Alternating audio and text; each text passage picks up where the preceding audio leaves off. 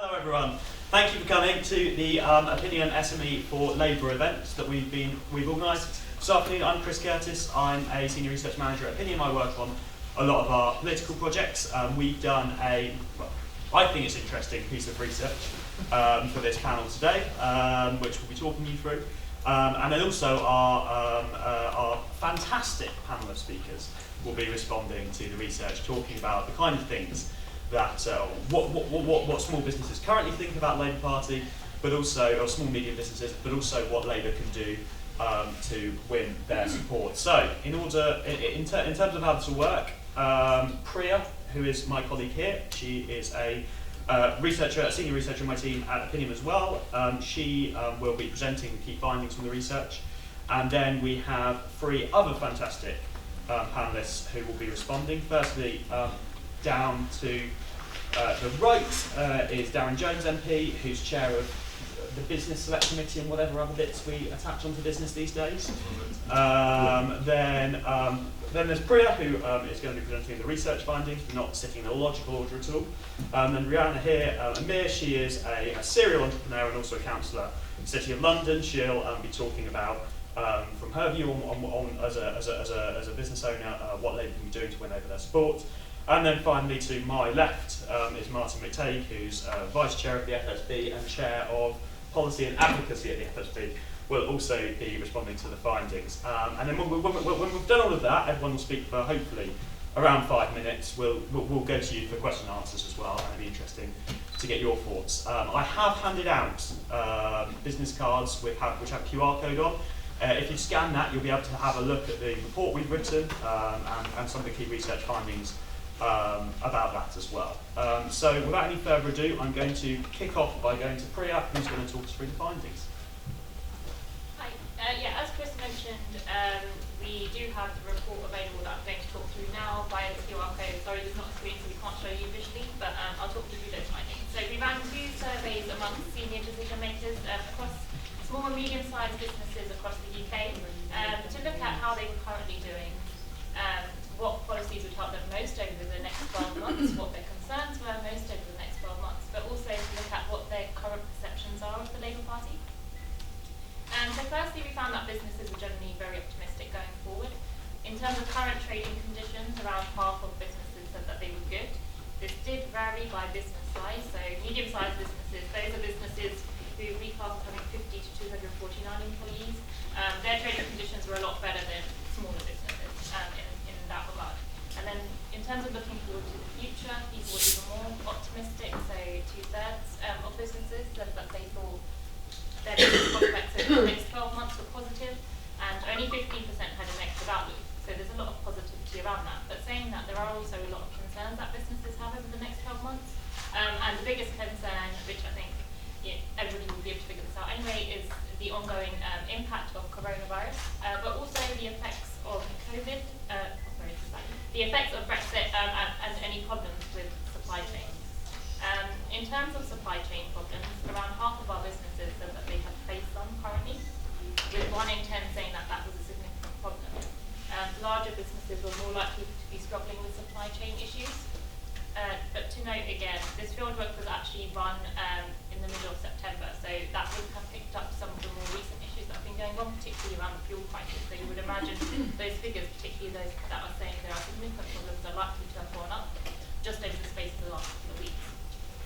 Then we were asking people about who they thought was responsible for these issues, and we looked particularly at Brexit and how many businesses thought that that was an underlying issue. And 3 in 4 businesses did think Brexit had a part to play with that, with 40% saying it was either entirely or mostly responsible for the reason that businesses in the UK are facing supply chain issues. And those businesses that are currently facing issues with their supply chains now are even more likely to be blaming Brexit for that. And then turning to look at the Labour Party perceptions around that, there's some positive news in that perceptions have improved under Keir Starmer. So we asked business leaders, compared to when Jeremy Corbyn was leader of the Labour Party, do they think that the party now under Keir Starmer's leadership has changed for the better or for the worse, or whether it's stayed around the same? And almost half of businesses think that it's changed for the better, with only 15% saying it's changed for the worse, and around 1/3 saying it's stayed around the same. So there's a when you turn to compare how the party is doing compared to the Conservatives, things don't look as great. So the Conservatives are still seen as the party for small businesses. So we particularly asked around 6 different areas, and we asked business leaders which government they thought would be better for those areas. So a Labour government led by Keir Starmer, or a Conservative government led by Boris Johnson. And the 6 areas we asked about was in terms of the person's business, large businesses in the UK overall, small and medium-sized businesses in terms of their personal finances, the economy, and also in terms of keeping prices down. And for all of those, the Conservatives were ahead, although the size of the gap does change according to the different areas. So while Labour is miles ahead when it comes to Conservatives are miles ahead in terms of being better for large businesses, when it comes to small and medium-sized businesses, that gap is much smaller. So that does suggest it's actually more achievable to close that gap between those size businesses, and doesn't need to mean necessarily that Labour needs to close the gap to big businesses. What was also interesting in this is that when that Tory lead is smaller, that doesn't translate to people actually then picking Labour. Instead, people tended to pick neither party's better for this area, or that they don't know. So that just goes to show that when Tories are doing worse in a particular area, that doesn't translate to Labour doing better. And one area that the Labour Party still struggle with a lot is their image over managing the economy. So half of business leaders think that the Conservative Party is the better party in terms of managing the economy, compared to a quarter saying that about Labour.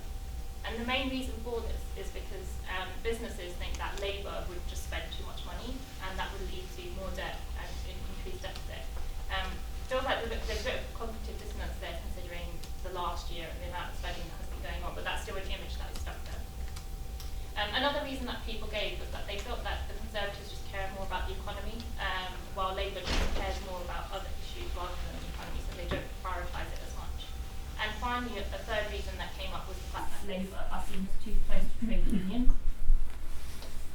We then looked at what policies would help businesses over the next year most. And actually today Labour did announce a new policy on business rates, as well as additional policies. And these do seem to chime well with what businesses were telling us would help them. So firstly, a lot of businesses wanted a business rates holiday until December 2022, rather than the partial relief that is currently set to expire at the end of March. Secondly, they wanted a reform of business taxation in a way that levels that playing field for major online retailers compared to bricks and mortar SMEs. Businesses also mentioned extending the December 2022 VAT reduction for tourism and hospitality, which is due to expire next month. And then another policy that was popular was revising business rates and bringing in a levy that is based on the earnings of businesses to make it a fairer system then. To end off, another question that we asked businesses was, these business leaders, was how important their position within their small and medium-sized business was in the way that they vote. And half of business leaders told us that it is an important factor for them. So it's really important that political parties are reacting to what small business need, because not only does that help the business, but actually these leaders are thinking about business policies when they are going out to vote.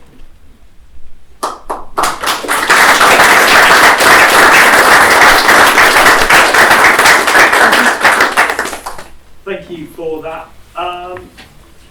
Yes, hope you found it interesting. As we said, you can read more on the report by scanning the cards. We'll turn firstly to Darren, and if I can sort of nudge you in a direction. I think one of the key things from the research is obviously that we currently have our capital city almost running out of fuel, queues at the pumps, literal chaos seemingly every week. Government which I think quite often seems as incompetent as anyone we've had in a long time, some would say, and yet twice as many small business owners still say they trust the Conservatives on the economy than Labour. So why do you think that is, and what do you think the Labour Party can do about it?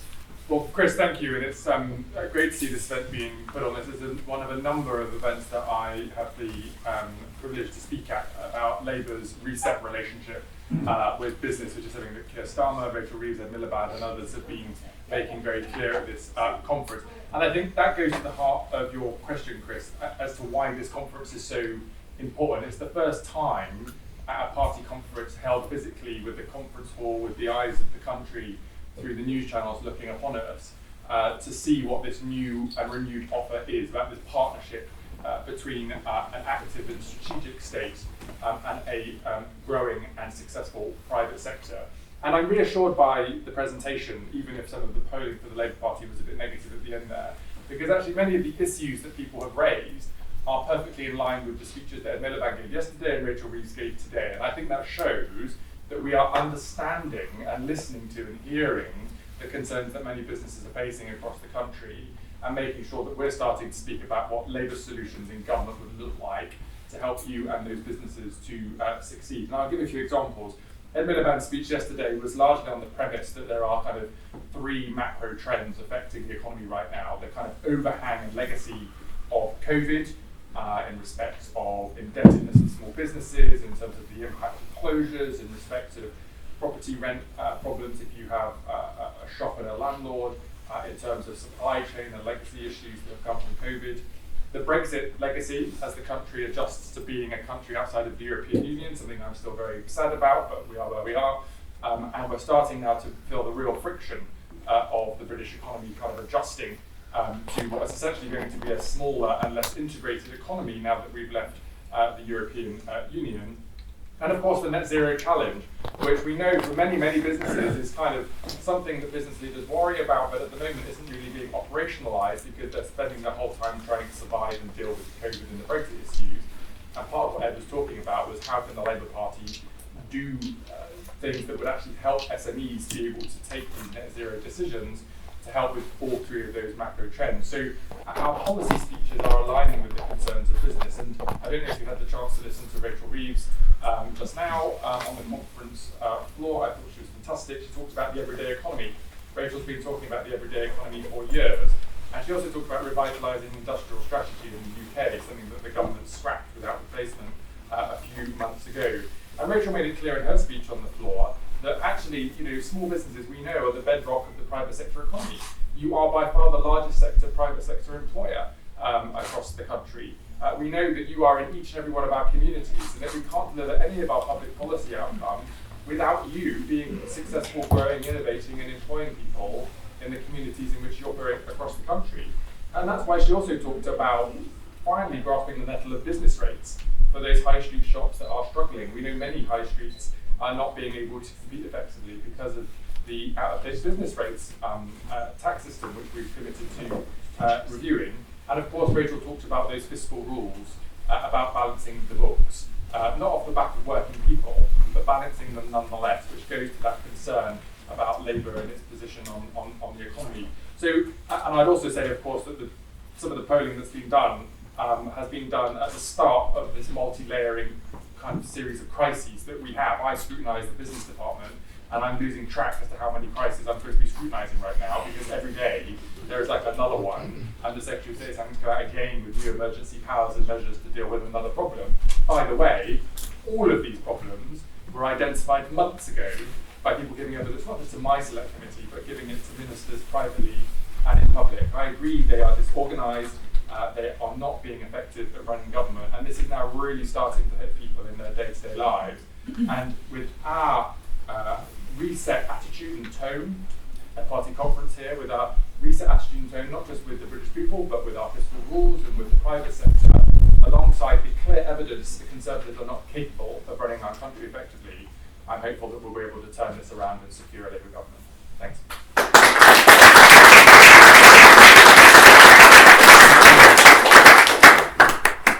Brilliant, thank you for that, Darren. Really interesting, really good thoughts there, and I think some really good ideas about how Labour is already potentially starting to turn this around, but also continue to do so in the next couple of years. We'll turn next to Brianna to also give her thoughts.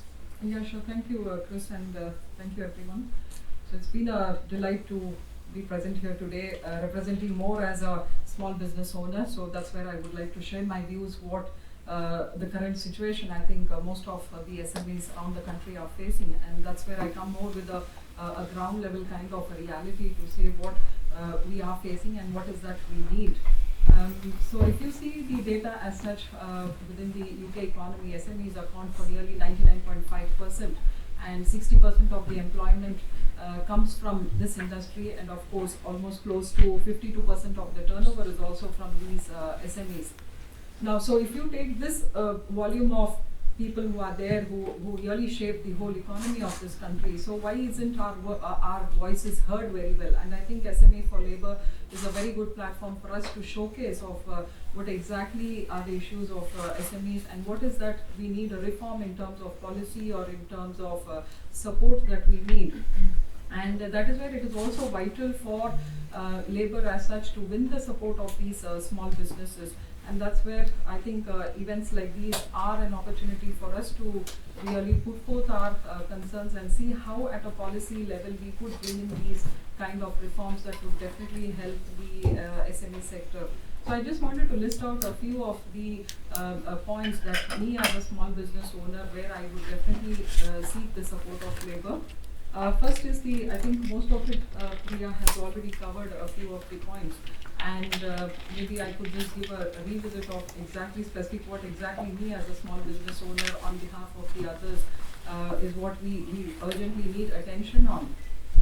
First one would be the extension of the VAT reduction up until December 2022, and next would be on the business rates holidays and scrap the partial relief again, which is due to expire mid of March next year. And this is another interesting aspect where it is restore the tax forbearance for SMEs and end the injustice by which HMRC is slapping interest charges on small firms who delayed payment amid the pandemic. And this is quite really affecting the cash flows of SMEs, and this is something which really needs serious attention. And of course, retain a reduced furlough scheme for sectors hit hardest by lockdown, such as tourism and hospitality. So these are some of the key real ground realities which me as an SME business owner, and of course my various other similar industry people would be facing. But what is that for the next 1 year, what does it look like? What are the, apart from these points which I've just listed out, what are the other immediate things that the party can campaign? If you see, because of the pandemic, a lot of businesses have been overburdened by debt. And how do we really address this? And what are the kind of course the grants were given, but how long could we sustain on that? What are the measures that how the government could support? And one of the aspects is on the digitalization, because not many businesses are digitally ready in order to face the new ways of working. So what's the kind of work that has gone into that? So that's something I would say for the next 1 year should be the focus on how to help businesses who are overburdened by debt. And then the other point which I think Priya also mentioned was on the supply chain. And especially after Brexit, I mean, me being a serial entrepreneur, I would say the cost of the goods has definitely increased by 10%, and that's having a lot of impact on our purchase and the supply chain and the kind of issues that we are currently having with the prices on the lorry drivers, the prices on fuel. So these are really some ground realities. I think the current government is more on a firefighting mode and being very reactive rather than, and some of these issues, if you see, are not something which have cropped just post-pandemic. These have been there from quite some time, and it's just like kept under the blanket, we'll see it for another day. It doesn't work. I mean, economy needs some really good policies, some really good hard thinking, some radical changes, if I were to say, to really see the kind of economy that we see for this country. And the other two critical areas are availability of skilled workforce. And this is again a challenge for small businesses, because we can't afford to be training people. But I think this is something that has to be embedded as part of the education curriculum on how do we really develop a skilled workforce for the 4.0 industrial revolution. And if we really want to be a thriving economy after Brexit, to showcase to the world that we are we are a business friendly country, so we need these kind of talents for us to cater to the new age of business, or especially the new digital age revolution, whatever we speak about. And then of course also, if you see recently in the last 2 years, the number of startups that have been registered, they are phenomenally high, and especially on the tech sector there's been a 14% increase in terms of new tech startups. And this is something it's not really being talked about. We talk about entrepreneurship, we talk about innovation, we talk about foreign direct investment, but what is that we are really offering from a country in terms of policies that are conducive? Yes, there are some tax reliefs and measures, but are they really good enough for the present situation? So they are all quite outdated, they need reforms. So I think these are the areas where there should be some really hard thinking that needs to go in terms of what exactly we want as a country to have these kind of policies that are conducive across all strata of business, be it small, large or medium, or maybe with whether they are startups or whether they are growing organizations or whether they are matured organizations. And lastly, I just had some very key points. I mean, one yesterday, Rachel Reed, she's mentioned about the business taxes, the rates. So that's something again we will have to really take it seriously at the party level to really make this a very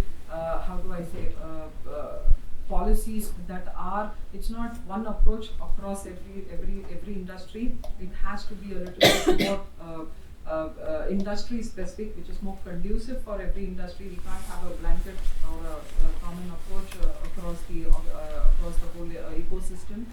And on a concluding mark, I would say now going forward, the way we are currently, especially post-pandemic, the two key things, one is entrepreneurship and second is innovation. And that's something has to be at the heart of the policy making for labor now, if they really need to win the hearts of the small businesses, so that they could win again and we could come back and we can say that we are a pro-business party and we are there to listen to your voices and we are there to bring in reforms and policies that will help you do your business well and flourish, and of course build a very thriving economy for everyone. Thank you very much.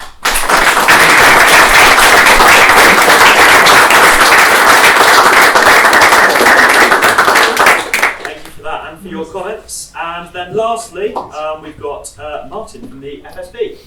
Thank you. As somebody that represents a politically neutral organisation that represents all small businesses, the question Ibrahim gave me before he started, there's two exam questions. The first one was, is it important? And the answer to me seems absolutely obvious to any political organisation. I mean, you've got, the best part, over 5 million businesses out there employing 60% of the workforce. How can that not be important to a political organisation? And then when you look at the Labour Party's history, it's one of looking after the underdog, looking for people who are, marginalised by the economy, and also social solidarity. Well, look at the way small businesses operate. They are often seriously disadvantaged against their big corporate brethren. And they are also usually very central to every community. They always work very closely with the communities and become very, very much part of them. They're not going to just suddenly up sticks and leave when social conditions get harder. So I think there's a lot of philosophical, read across from what SMEs do and believe and what the Labour Party stands for. But the next question was, what can you do? Well, I think Rachel Reeves got off to a cracking start today, Recognising something like business rates, which is a real thorn in the flesh for a lot of small businesses, and being bold on an issue like that, I think immediately cuts through. And part of the problem is the Labour Party's language hasn't seemed very relevant to the average SME. You're now starting to speak about issues SMEs care about, and you're starting to say it in a way which I think is understandable. So I honestly believe that the signs are really good. And then the next question Ibrahim gave me was, so what are you going to do in the short term? Well, I would have said the focus needs to be on the budget. The budget's coming up at the end of October. They have been woeful, this government, in the last few months. If you cannot give them a hard time over their performance in the last few months, then I really don't think you deserve to be holding this party or this government to account, because the hike in national insurance contributions was so regressive and so unfair and hit the hardest sectors, or the hardest hit sectors of the community. That must be something that you can hold them to account on. And they must not be hitting small businesses with tax hikes at a time when they've just about survived a coronavirus crisis.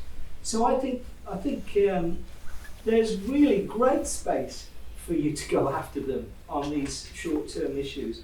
And then in the longer term, I think this is more about changing the philosophy. Instead of the Labour Party always thinking of business, and they bracket small business in with larger business as something you have to fear and regulate and control. No, we're the source of lots of opportunity, lots of jobs, lots of growth. That's how the attitude to small business needs to change. And hopefully, as a result of this conference, it will.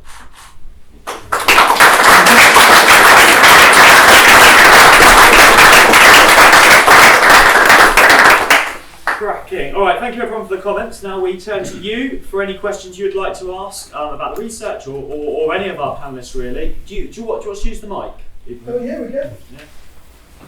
Yeah. So if you pop your hands up, we'll take them in series of 3s, I think. So if you say your name, where you're from, and also what your question is. So we'll go the order I saw them. So the woman in the second row in the green t-shirt to start off with.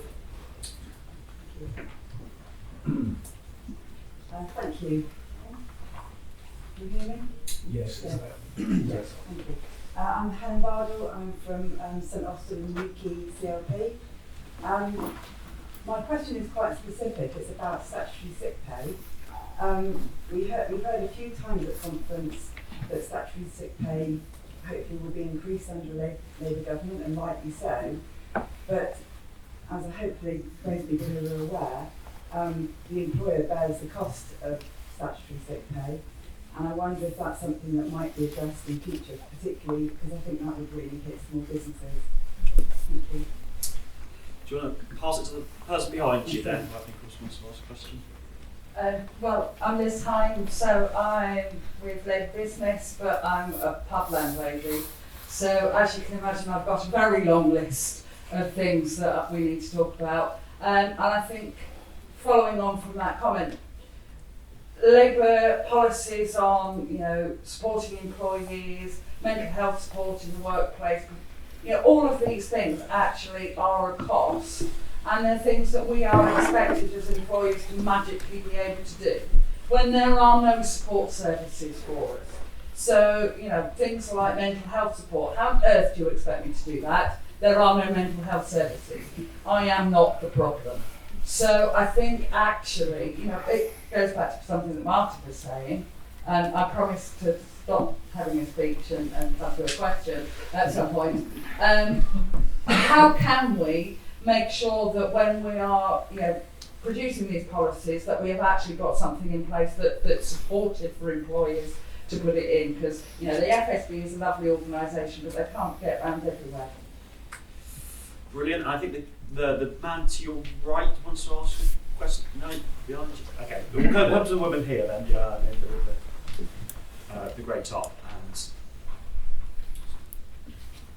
hi, I'm Sinead Hanks from Truro Power CLP. I run a small business. I'm a member of the FSB. Before I ran my business, I just want to talk about corporation tax, because I thought before I ran my business it was just something that massive companies paid. It was kind of slightly Dickensian corporation tax. I was astonished in our first year of making profit. We made £500, I think. I had to pay almost 90% of that as corporation tax.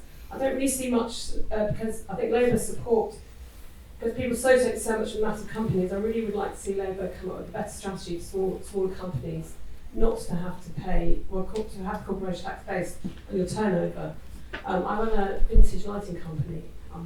Nowhere near Amazon, but it supports my family. I pay a lot to the community. I pay well over the living wage. I employ 4 local people, and I would like to see Labour come out with something more strategic to help smaller companies, encourage smaller companies. If they want to set up a business, that they're not going to be clobbered corporation tax the second they earn profits. Darren, should we start with you? Sure, I'll take them in reverse order. I mean, there was some comment on some of those issues in Rachel's speech today. So she talked about the number of tax loopholes that exist in the system, and that we're going to be reviewing all of them.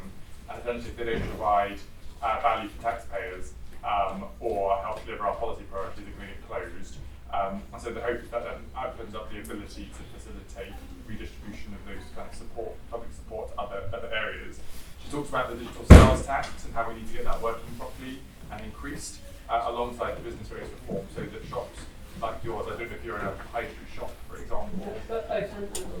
Both, yeah. So that what you're paying to be in your shop with business rates reform is more in balance when you're kind of competing with the big providers that you talked about.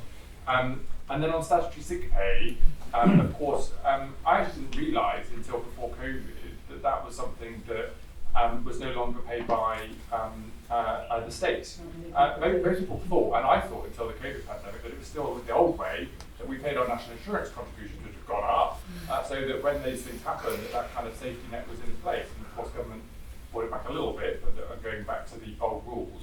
I don't know what Johnny's going to be announcing on that. I've not been briefed, but I would support your suggestion that we try to nationalise and share those costs, especially share them across the economy. And then Liz, I mean, you've heard my answer to your question already, but for the benefit of others in the room, I mean, I think there's an interesting point there about a front door for businesses, especially small businesses, because there are all these different initiatives, all these things that we kind of want you guys to try to do, all these things that you guys want to do. And some of you have got chambers of commerce, some of you don't, some of you think that's good, some of you don't.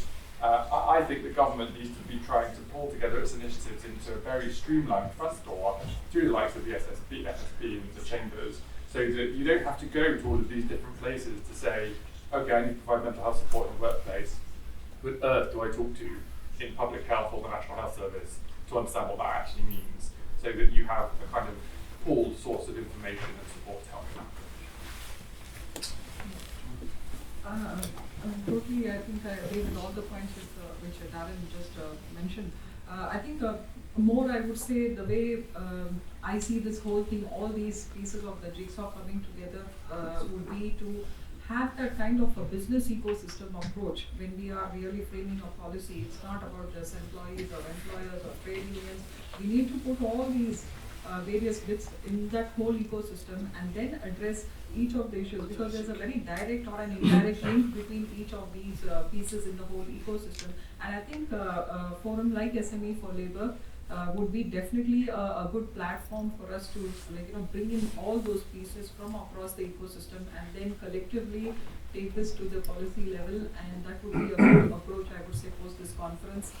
Through SME for Labour, we would be in a position to identify and understand who the players in the ecosystem are and how all of these areas of corporation tax, employee health and well-being, business rates, or various other issues that as small business owners have. So it's the thinking should be more towards the ecosystem building thinking rather than working on things in isolation. I'll take Sinead's point first. I think you must feel like personally got that as a person who runs a small business that's paying corporation tax, and now they're going to hike your national insurance contributions and they're going to give you a new special tax on dividends, just to sort of rub salt in the wounds. And I would have thought, there was loads of incorporated businesses that really felt left out when COVID struck, and they felt like the government had completely ignored them. Saw them as some sort of tax dodgers in the West. And I think Labour can stand up for that group, and it would make a big difference if they did. On the second point that Liz made, I think road testing some of these things with organisations like FSB would be a good idea. We can be trusted not to share your ideas with the Tories. So, if you want to road test an idea before it becomes public, I think that's a great idea.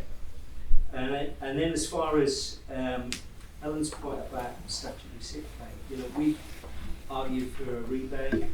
We got it temporarily during the COVID period. We would argue for it to be extended, but Labour came in behind that argument, I think it would make a big difference. Brilliant. So, 3 more questions. Is anybody? Should we go to this guy here? Nicholas Taylor from Revolut. A question about digital tech adoption in small businesses. There's a long tail of unproductive businesses in the UK and a lot of lack of tech adoption.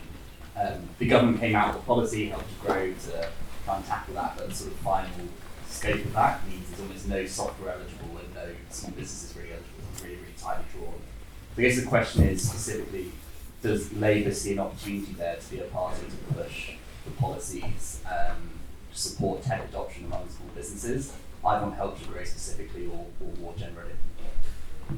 Brilliant. And I think there was a man just here. Yeah. Hi, I'm also in the pub hospitality sector industry, and I would like to see more access to what I would call reasonable loans, business loans for businesses my size. My bank is Barclays, and they simply won't loan me money to redevelop my property. I have planning at the moment for 14 bedrooms, and I'm going for 25, but there's no way I could raise those funds myself. I have to borrow to do that. The joint ventures I'm looking at, I'm being asked for around about 10% interest, which is huge for me. I would like the government to seriously consider having a special fund set up for particular business sectors that would be targeted, especially if they're creating lots of jobs, that gives businesses like mine a chance to reinvest in what we do. My problem is that the profits I do make, I put most of them back into the business, so Barclays say you don't look like you made very much profit, because most of it goes back into what I'm doing all of the time. I'm in that dreadful trap of not being able to show a huge profit to be able to apply for a large loan to develop these 25 rooms. So if the Labour Party could target particular industries, if they could do that, then I think that would be an incredibly popular policy. And I think there was a man two to your right who also had a question. Thanks. George from the Chartered Institute of Taxation. It's a question on tax actually. Rachel Reeves said that the future Labour government would abolish business rates. She wasn't all that clear, entirely reasonably, on what they'd be replaced with. It sounds like there'd be consultation and discussion. I just wondered if the panel had a view, assuming that the Labour government in question wanted to replace them with something revenue neutral, i.e. that raised the same amount of money from business, what do they think would be the fairest alternative?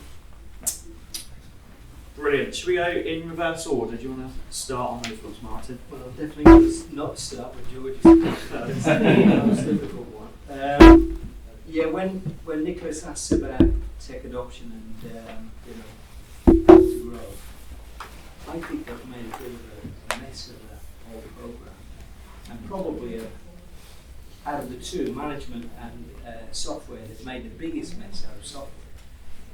But I do understand the fear in a lot of small businesses that they adopt a piece of software and then the provider just leaves them without any kind of support. There's a long record of small businesses not getting proper support from software providers, and therefore they don't take the chance because they think the management time they're going to devote to it is disproportionate to the gains.